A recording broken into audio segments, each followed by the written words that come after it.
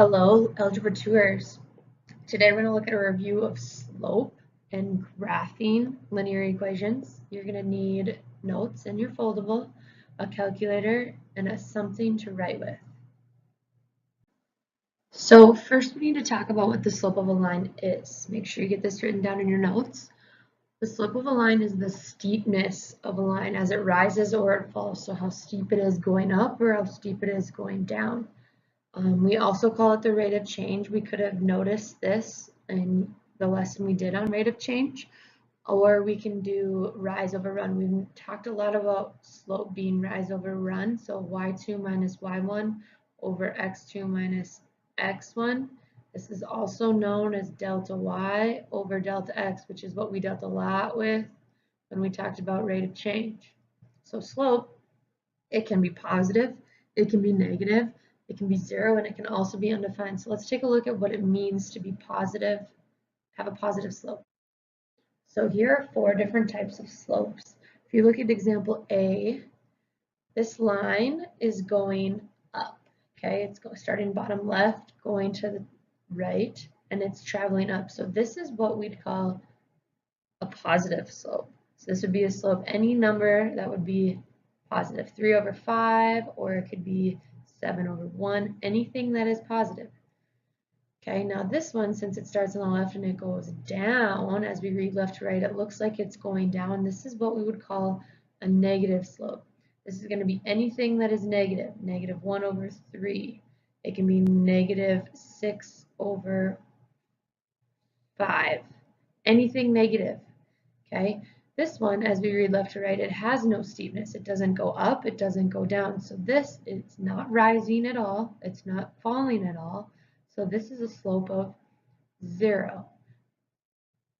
So this is what a slope of 0 looks like. That's your horizontal line. So this can be written as 0 over 4, can be written as 0 over 6, anything of that such.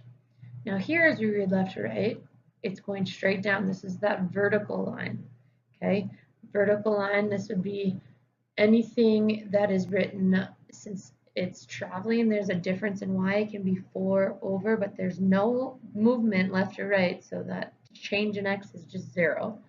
Okay, notice here then I can't have 0 in the denominator, can't divide by 0, so this is when we would have that undefined slope.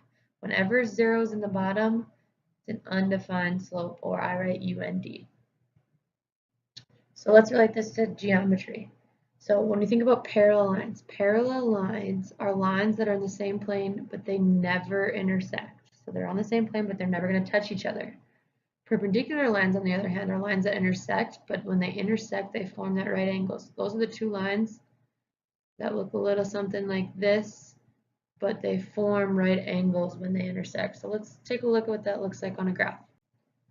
So before you write anything down, let's just look at these lines. I'm going to find 2 points, and I'm going to compare the slopes. So we'll do that point, and we'll do that point. So as I do my rise over run, my slope, I go up 1, up 2, and I'm going to run 1. So this first line is going to be rise 2, and I run 1. Okay, now picking 2 other points. On my next line, we'll pick these 2. Again, when I rise, I do rise first. So 1, 2, and I'm going to run 1. So again, that's 2 over 1. So what do you notice about the slopes of parallel lines, lines that never touch? Hopefully you're noticing that your slopes are the same. So slopes for parallel lines are going to be the same. That means they're going to rise and run just as fast as each other. So looking at perpendicular lines, okay, if I pick 2 random points here, again, I have to do rise, but since this line is falling as I read left to right, it's going down. That means my rise this time isn't going to go up, but it's going to go down once this is -1. I'm still running to the right, so that would still be a +2. So as I come down, my rise is a -1 and my run is a +2. Okay, looking at my other graph, if I pick these 2 points right here, my rise, I go up 1 and 2, and I'm going to run 1. So my rise would be 2, my run is 1. So comparing these two, a negative 1/2 and a positive 2, perpendicular lines then have opposite reciprocal slopes. So make sure you get that written down. So slopes are going to be the same for parallel, but they're going to be opposite reciprocal for perpendicular. Okay, so what did we just figure out? What did we just decide happens? If two lines are parallel, then the slopes are going to be, hope we're thinking the same, okay, or equal. Slopes are equal, it's what it means to be the same. And if two lines are perpendicular, then the slopes are negative reciprocals, or I like to say opposite reciprocals, because if I have a positive, we know that the opposite of a positive is negative. So positive, negative is what I mean by opposite. All right, so let's try an example. We need to determine if these lines are parallel, perpendicular, or neither. Remember, parallel means they're going to have the same slope. Perpendicular means opposite reciprocal, and neither would be none of the above. So again, to find the slope, remember this is all comparing slopes. So to find the slope formula is y2 minus y1 over x2 minus x1. Well, how do I determine which x is which x? I always like to start with my first point. My first point, I just labeled out first x, x1, first y, y1. And similarly, I labeled the second point x2 and y2. From here, all I have to plug in, or all I have to do is plug in for those variables. So y2 is labeled 2, y1 is labeled 0, so I'd do 2 minus 0 all over. x2 is a negative 1. Subtract x1, which is 3. So 2 minus 0 is 2 over negative 1 minus 3, which is a negative 4. If I simplify this, I can take a 2 out of both the top and the bottom, so I'm going to get negative 1 all over 2. So the slope of the first line, or the m of the first line, is negative 1 over 2. So let's compare that to my second line. In a similar way, I'm going to use y2 minus y1 over x2 minus x1. Label these the same way, x1, y1, x2, y2. Okay, and let's plug in. So y2 is 4 minus y1 is 0 all over 3 minus 1. So I get 4 over 2, which 4 divided by 2 is 2. So my slope here, I have a negative 1/2 and I have a positive 2. So how do these two slopes remain? Are they the same? They're not the same, so I know it's not, the lines are not parallel. Perpendicular, opposite reciprocal. Here I have a negative, here I have a positive. Okay, so there's the opposite. Now are they reciprocal? 1 over 2. Is 2 over 1 the reciprocal of 1 over 2? Yes. So since I have opposite reciprocals, these lines would be perpendicular. Or the sign we can use, the notation we can use is the upside down T to show that those two lines are perpendicular. So next, let's talk about what a linear equation is.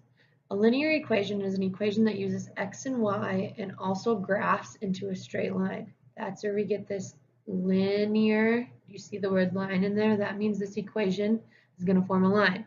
So when I have y equals 4x plus 6, okay, there's no powers on these, so this is going to form a line.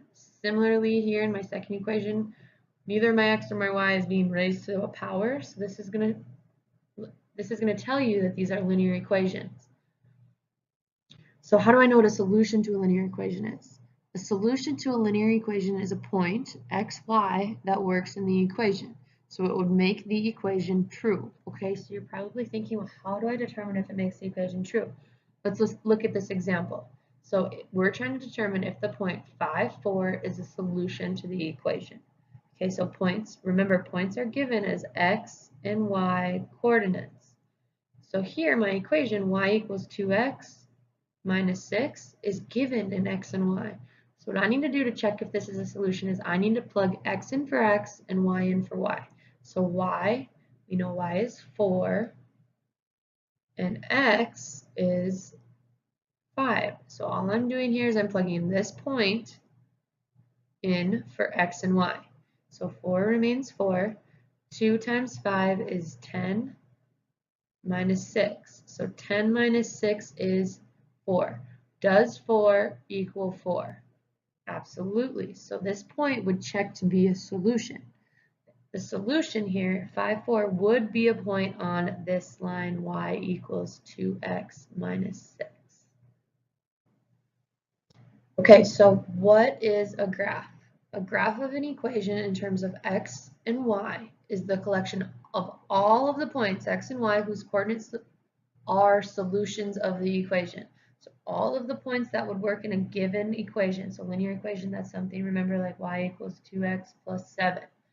So all of the values that work here for x and y would be the solutions to the equation. So the x values would be the domain, which is what we already knew, and the y values are the range. So what does this look like on a coordinate plane?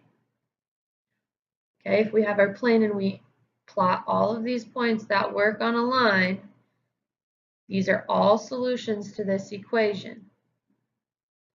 So something we might be a little bit more familiar with from Algebra 1 is the slope-intercept form of the equation. Okay, so slope-intercept form is y equals mx plus b. This is how we write slope-intercept form. Okay, we call it slope-intercept form because the m right here stands for my slope, and the b then is my y-intercept. So that's where we get the term slope-intercept. Okay, that y equals mx plus b here, you might have to jot in, again, the m is your slope, and the b is your y-intercept. So this is what helps us to determine how to graph these equations. When I have it in slope-intercept form, I can graph my y-intercept, graph this first, and then from that point, I can use my slope to plot the second point. And as we go forward, we will talk about that and how to do it. So in example 3, here's a quick review of graphing. We need to use this form. Remember, this form is slope-intercept. So that is in terms of it has my slope, and it also tells me my y-intercept. But this equation right here is not in that form.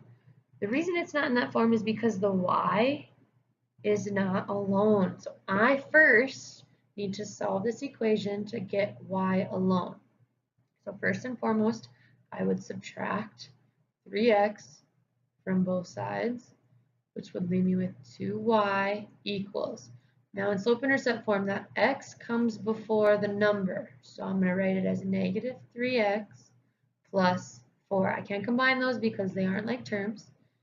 Next, I'm going to divide by 2. I still got to get that y alone. So these 2's are going to cancel. Y is going to equal negative 3x plus 4 all over 2.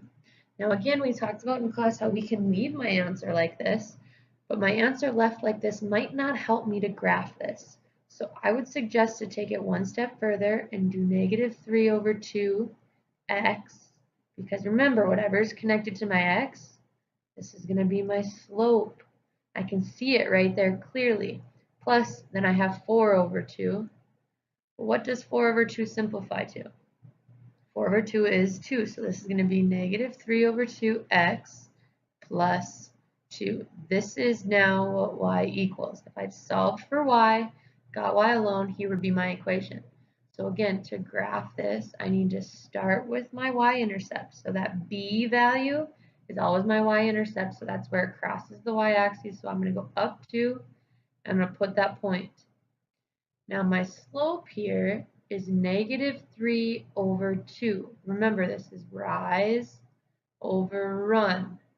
So I'm rising negative 3. That means I'm going down negative 3. So 1, 2, 3. When I move down, 1, 2, 3 points. Okay. Now I'm also going running of 2. So then I got to go right 2. So 1, 2. So these 2 points then are the 2 points Here, I'll make them a different color so you can see that better. So my green points on my graph are the 2 points that I can get by just using my slope and my y-intercept. So once I have those 2 lines, I'll do the best I can. You're going to want to draw a line through them.